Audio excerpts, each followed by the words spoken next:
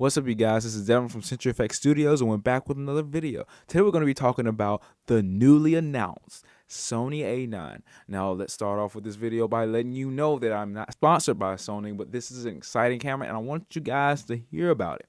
Now, we're going to start off with the specs, but for those of you who don't know, let's give some backstory about what Sony's been doing lately. Now, Sony has not been the popular camera brand in the last 20 years. They just came up in the last 5 to 7 years, really bringing out things to really compete with Nikon and Canon, the two top beasts of the camera world.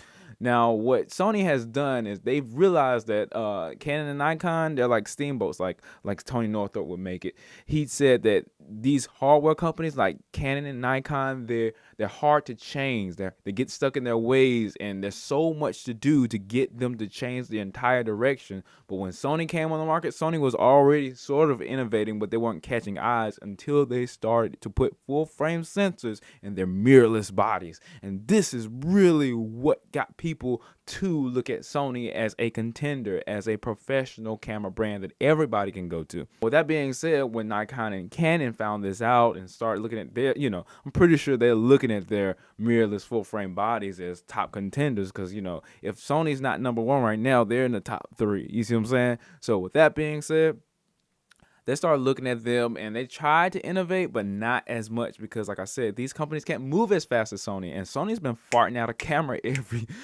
3 months. It seems like Sony has really been giving us what we wanted. When we asked for the low light beast, we got the low light beast. When we asked for the megapixel beast, we got the megapixel beast. And this is when the full frame mirrorless cameras came out. We started to get the concentrations of the fields that we wanted to. The only thing that Sony has yet to do is make that camera that we want, that has everything in it. Hearing them come out with these new innovations, it really gets me excited. Regarding the fact that I'm actually a Canon shooter primarily. I shot with Nikon cameras. I still shoot with Nikon cameras, but I also shoot Canon, and I shot Canon most of anything. So with that being said, Sony is doing a great job in attracting the attention of those people who are with those heavily sought after brands like Nikon and Canon. Okay, now we're looking at a 24.2 megapixel sensor. This is 6,000 by 4,000 resolution. Okay, that's pretty good. Now, we all know that Canon and Nikon, they pretty much have 20 megapixel sensors on the side, or 20 and change. So it's about the same, if not a little bit more, than the Nikon and Canon equivalents. Now, when we look at the sensor itself, they're actually rocking two CMOS full-frame sensors. And the reps were saying that this really increases the speed of the camera, the ability to process, and all these other things. I've never seen that. That's the first in its class, which means Nikon and Canon, you just got outran in that race. Not only that, this camera also shoots MP4, AVC-HD, and MPEG-4 in its movie area. With the XAVC-HD, the AVC-HD, the MP4, and the MPEG-4 or MPEG-4, Sony has really made it user-friendly when it comes to using their video and things of that nature. So that being said, that's another thumbs up for Sony. And this camera also shoots 14-bit. That's pretty standard, if not a little bit better. So that's great. All right, but it also has sensor shift, 5-axis image stabilization, which is really, really good, because if you put any other converted lens on this that doesn't have image stabilization on it, this really helps. This is already past the 1DX Mark II, the 5D Mark IV, any of Canon and Nikon equivalents. So with that being said, that's another up for Sony. They're just blazing Canon and Nikon right now. They have 4K at 100 megapixels a second. If you can handle the file format on the Nikon and Canon side, then you're probably good to go. You probably doesn't have anything to worry about. I don't know how long this shoots. I know we had some problems with the Nikon and Canon equivalent for how long they shoot 4K, especially on the Nikon side for the D5. But that being said, if this is half good at recording time, we're all good to go. And I heard they fixed the battery life with this camera as well. They have an extended battery life. I forget how they do that, either with a battery grip or something else like that. But they said they fixed the battery issues. So we'll see when that comes out exactly what they mean when they say they fixed the battery issues, because you might see them hooking up the batteries, but nobody really running out the batteries at this point in the game. It just came out. So we really have to test it to see exactly what it can do. Now, another astounding feature of this camera is it has 653 autofocus points covering 93% of the viewing area. That's amazing. No camera has ever came out with a viewfinder that covered. Now I know the D500 from Nikon and a couple of the new cameras from Nikon and Canon have tried to do this, but this is the first camera that does it this expansively. This will be good for if you're trying to compose the image in a different way without having to focus and recompose.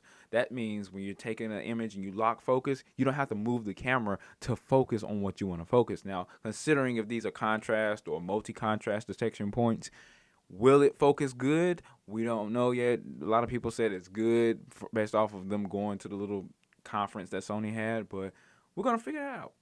All right. Natively, ISO can go from 100 to 51,200.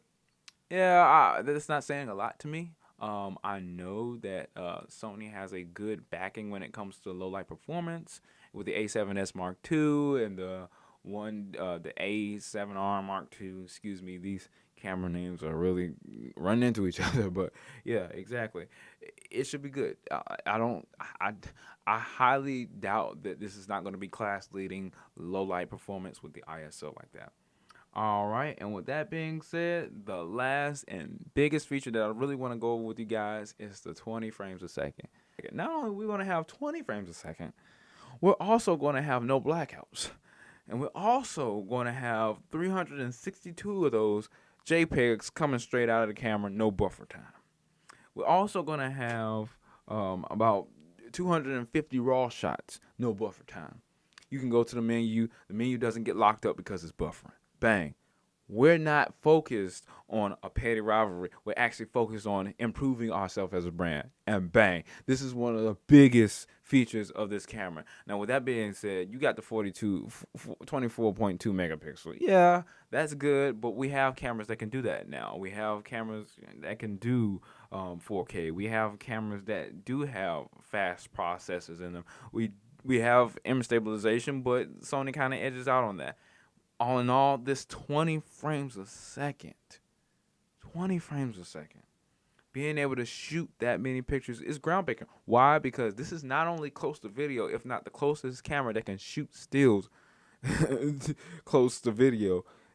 You have the ability to capture an image, whereas those other two cameras wouldn't be able to capture the image. Now, with that being said, we do have to test this out. We have to make sure it's good.